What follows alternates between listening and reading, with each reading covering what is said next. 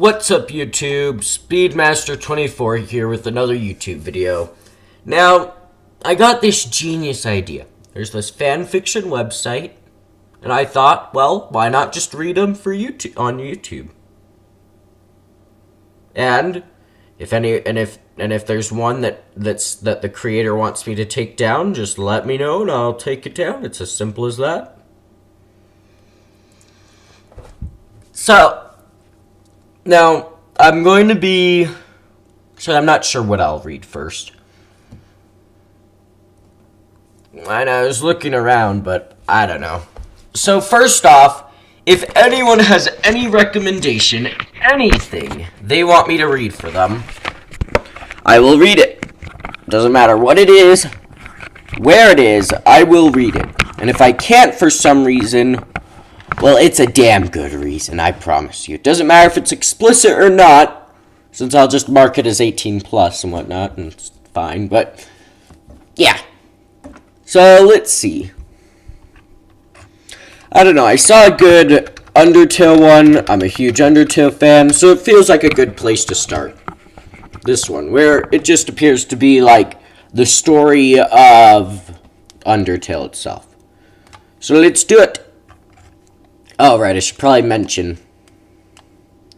These things explain stuff, so the G here is the rating. So G, T, M, and E, and then if there's nothing there, that's not done. This slot is for depending on the relationship thingy with it, so like if the story has some sort of relationship. This box is a content warning. This box is whether or not it's finished. And it's finished, so, yeah. So, there's the summary, blah, blah. So I assume this is starting. She made it. New home, the save file said. She didn't know what to expect, but she had been expecting to immediately see some monster here and there. It was a wonder how such vast cave filled with gray Roman-esque buildings and houses could be this empty. The lack of ambience was unnerving, even for a child like her, who had gone through so many obstacles just to reach the king's castle. She took a deep breath to steel herself and moved forward. She noticed the gray leaves that she had just stepped on looked oddly familiar. She frowned. Before she looked up, what she saw before her completely took her off guard. The grammar here is shit, but it's a fanfic. It was a small, familiar, cozy house with two familiar windows. A pair of grayed patches of leaves scattered just underneath said windows, with a door in the center. The walls were all bricked, but instead of magenta colored, it was gray. She stopped, gawking at the absurd view in front of her. Isn't this Torio's house? The one back in the ruins, she thought? The little girl took another moment before she stepped forward into the house. And when she was in, she was even more baffled. The wooden floor, the sets of stairs, the desks, the frame painting hanged on the wall. It was all exact the same room as Torio's, except that it was all grayed out. Torio's house was full of color back in the ruins. Interested at the shockingly same room, the girl decided to check if everything else was also the same. She walked around the staircase and noticed that the half to the staircase was blocked out by chains. There were two padlocks and a note. Howdy! I'm in the garden. If there's anything you need to get off your chest, please don't hesitate to come. The keys are in the kitchen and the hallway. Kitchen and hallway? She supposed it wouldn't be much of a problem to find said rooms. The girl then walked toward the sitting room, left to the current room. As she walked, she noticed the desk beside the rail of stairs. She frowned at the certain vase, or rather, at the certain flower in it. It was a golden flower. She tilted her head, confused. She fell into the underground onto a patch of golden flowers. She saw the same golden flower inside Torio's room. She fell onto another patch of golden flowers when Undyne confronted her the second time back in Waterfall. What was happening? After a few moments, she decided to think about it. Later, as she made her way into the sitting room, just as she thought, it was the same sitting room, only grayed out. The same table and chairs, the same reading chair, by the same unlit hearth, the same bookshelf, the same set of gardening tools. She had seen it all. After a few steps further into the sitting room, she noticed the vase on the table far in the corner. The golden flower again. She frowned, a bit disturbed by the fact that she had confronted so many golden flowers throughout her journey. After a moment of hesitation, she decided to walk over the table to check if there was anything inside the vase, or maybe something about the golden flower. But just as she was about to take a step, her soul was jerked out of her body, triggering an encounter. She blinked in surprise, as she wasn't expecting to find a monster in the house, and it baffled her more when she saw a pair of froggets in front of her. But there were no options, buttons, no fight, no act, no item, no mercy. Just her stat of level and HP, still level 1, thank God, and a box with her soul in it. "A long time ago," one of the froggets said, "a human fell into the ruins." "Injured by its fall, the human called out for help," said the other frogget. She blinked as the view became normal again, and the two froggets hopped away. She turned her head around, looking a bit wary, interested at the same time. What in the world was happening? Why would the froggets tell a story of her journey to her? She questioned herself. As she made her way to the kitchen. True to the note's statement, there's a green key on the counter. The girl walked toward the counter and put the key into her phone's keychain. Then she paused as she stared at the keychain. Something about the keychain made her think about Alphys. She shook her head, noting that it was not the time to think about the past. She was worried about Alphys' well-being, with her guilt of lying, that she needed to kill Asgore to walk through the barrier, or Mettaton's condition. But now that she was here, there was no way back. She couldn't worry about anyone. It was her journey, and hers alone. Those kind and lovable monsters should not be helping a human such as her. She sighed. What had she done to deserve such kind treating?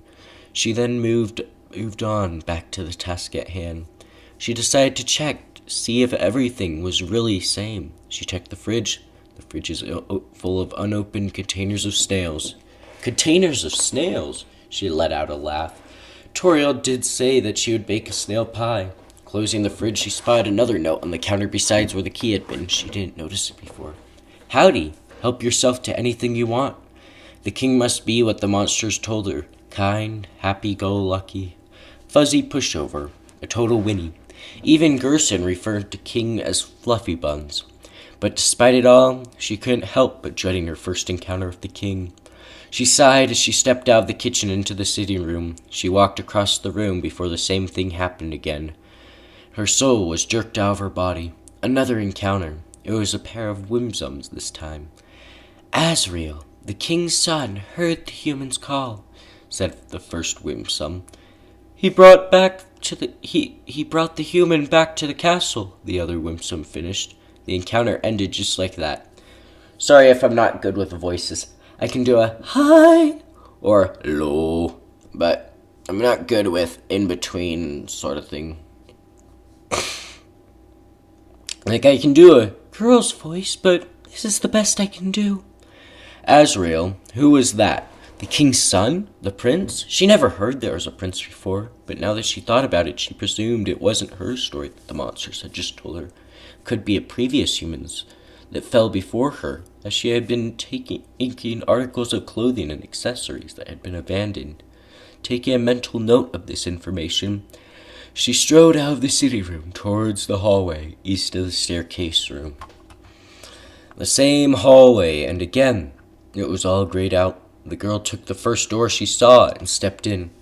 She expected to see a single bed with a toy box beside it, a cupboard, a desk, a drawing of a flower, and a disc lamp on the far corner, just like it had been in Toriel's house. She blinked, taken aback that her expectation was completely wrong, as there were two beds rather than one. Twin beds. One bed was on the far wall to the left, and the other was on the opposite wall. Besides the nearer bed was a cupboard with a toy box placed in front of it, and besides the further bed was a drawing of a flower. Besides the cupboard was a desk with a photo frame, and sitting comfortably on the rug in the middle of the room were two presents. The girl approached the presents. white with red ribbon tied onto a bow on the top. She opened the near present, revealing a heart locket. A heart-shaped locket. Armor defense plus 15. It says, best friends forever. She frowned. It must be someone else's locket, presumably the previous human. She decided to wear it. After she equipped the heart locket, she approached the second present near the further bed. She opened it, revealing a dagger. Worn dagger. Weapon, attack, plus 15. Perfect for cutting plants and vines. Cutting plants and vines? Sure, why not? There's a set of gardening tools back in the sitting room. She decided to keep the dagger instead of equipping it. She was not here to kill. She just wanted to get out in peace. Besides, it would unnerve the monsters if they saw her walking along the streets with the dagger in hand. Better keep it and equip it at the right time. She didn't want to scare the monsters. The girl stood up and walked out of the room. She barely took 3 steps to the left when her soul once again jerked out of her body. She noticed there were 3 Moldsmalls now. Over time, Azrael the human became like siblings, the first Moldsmall said. The king and queen treated the human child as their own, the second Moldsmall continued. The underground was full of hope, finished the last Moldsmall. The encounter ended. There was a royal family? Now that was interesting. It definitely wasn't her story, because she never encountered someone named Azrael before. Or did she? She remembered when she fell after her second confrontation with Undyne in Waterfall. Before she woke up, to find herself lying on a patch of golden flowers. She saw a vision of some sort. Hazy as it is, she remembered that someone had helped her. And recognizing her name falsely, she never knew who it was. She walked forward, frowning every time she saw the golden flowers on every vase she spotted. There was a room with a note that said the room was under renovation. She walked forward again, now spotting a second green key on a small coffee table. After putting it on her phone's keychain, she entered the last room in the hallway. A different room. There was a desk just in front of her, and a king-sized bed behind it. Besides the bed was a large cupboard and a dresser. There were also some portraits hanged on the wall. She stepped in, checking the desk. There is a journal opened on it. All the start of the page says is, "Nice day today." The ink is still almost wet. She lightly frowned before she checked one of the portraits on the wall, which apparently was a flower-shaped macaroni with a scribble that said, "For King Dad." She checked the cupboard, spotting a Santa Claus costume in it. She then checked the dresser. It was full of robes and button-up shirts. She noticed a pink hand-knit sweater that said, "Mr. Dad Guy." She stared at the room, feeling a bit weird, when she noticed a trophy on the far corner of the room. It said, "#1 Nose Nuzzle Champs, 98. So the king once had a child, then adopted a human that fell here, and treated the human as their own. The hand-knit sweater and the macaroni flour were the proofs, though she presumed that those could be made by anyone. Who is the queen, then? Who is the wife and the mother? She exited the room, noticing a mirror beside the door. She stood beside the mirror. Despite everything, it's still you.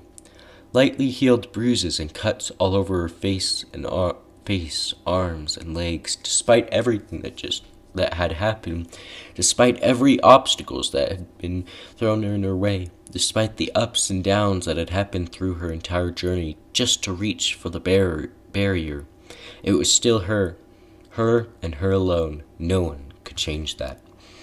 She marched toward the staircase room, where she finally unlocked the 2 padlocks. Succeeding, she walked towards the stairs and began to descent down toward the basement. The same hallway, all grayed out. She descended the stairs and marched forward. Not long, an encounter happened. It was a pair of Migskops. Then one day, said the first Migskop, "The human became very ill," said the other Migskop finished. The encounter ended, and she walked forward again, and a moment later, another encounter happened. There were 3 Vegetoid.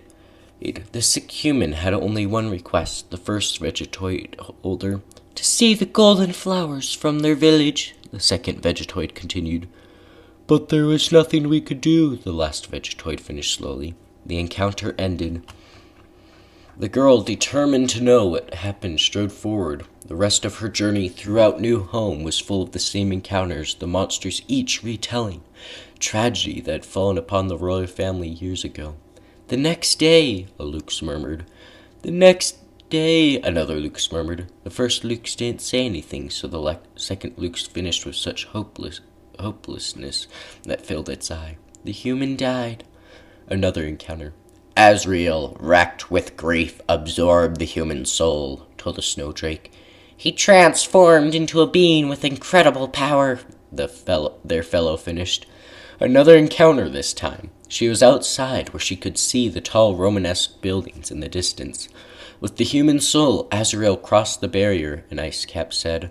"He carried the body into the sunset," the second Icecap continued.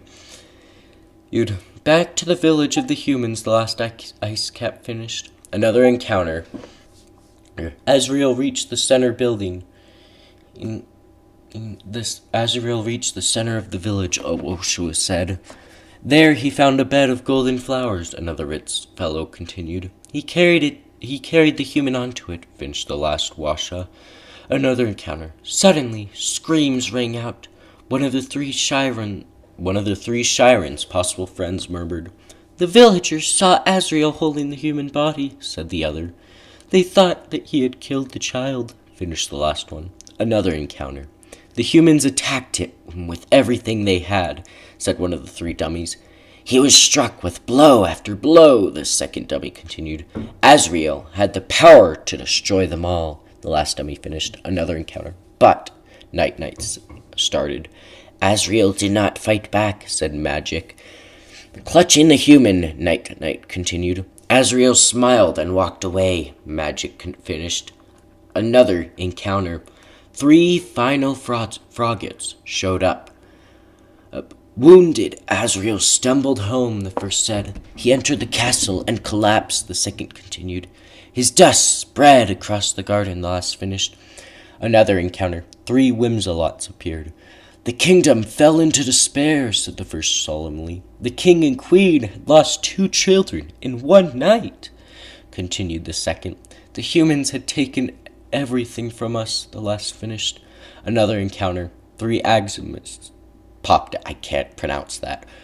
out. "The king decided it was time to end our suffering," the first declared. "Every human who falls down here must die," the second continued. "With enough souls, we can shatter the barrier forever," the last said. Another encounter. This time it was a Frogget, a Moldspall, and a Whimsum. "It's not long now," Frogget said solemnly. "King Asgore will let us go." "King Asgore will give us hope." "King Asgore will save us all." Another encounter. It was Pyrope and 2 Vulcans. I need to pronounce that. Astigmatism. I can't pronounce it. Oh, I'm so sorry, guys. I'm a disappointment. "You should be smiling too," said Pyrope. "Aren't you excited?" said the first Vulcan. "Aren't you happy?" asked the second Vulcan. She walked forward, unknowing that she was blowing her fist until her knuckles became white. She held something within her, thought what she wasn't sure. The last encounter, it was a lone Frogget. Both she and the Frogget stared at each other for a while before the monster murmured a sentence. "You're going to be free." I don't know if you heard that. It was that moment that she realized she had been holding down a tear, which now flowed freely from her eyes. She stood, shoulders visibly shook, eyes covered by her bangs due to how much she lowered her head down. Drops of tears fell freely from her chin and dropped onto the hard, gray ground. The fact that those monsters did not recognize her as human only made her heart broke, made her determination waver just a bit. The last Frogget's lone sentence was ambiguous. The word free was relative, depending on how she acted during this whole ordeal. Killing Asgore or let Asgore take her soul? She was having a dilemma. She was very keen on staying alive, but a part of her, a very big part of her, wanted to free all the monsters here.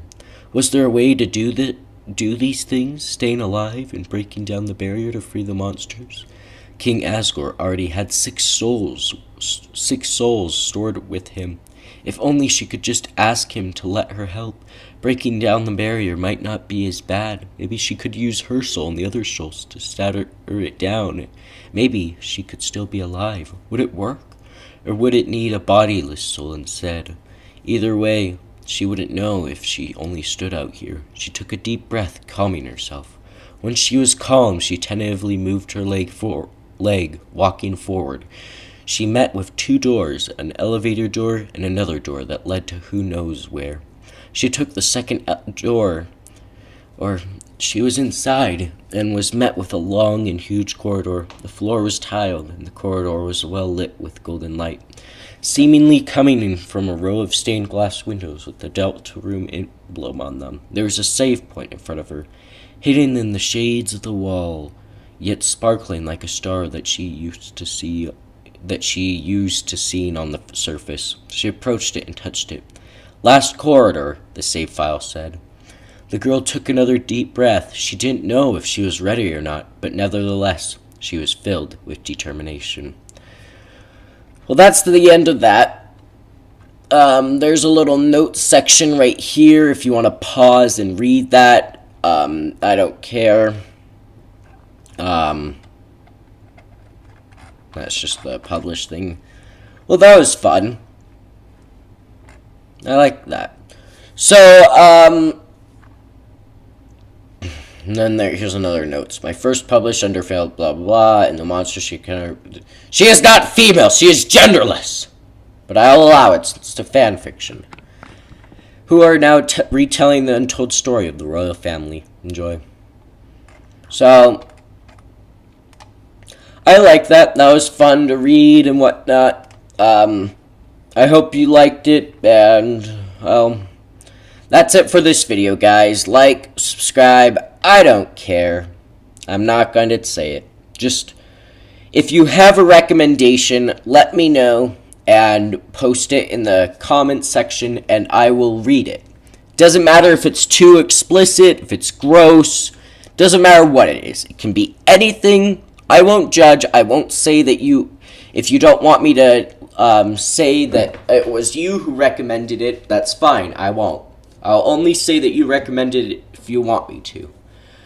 But enjoy.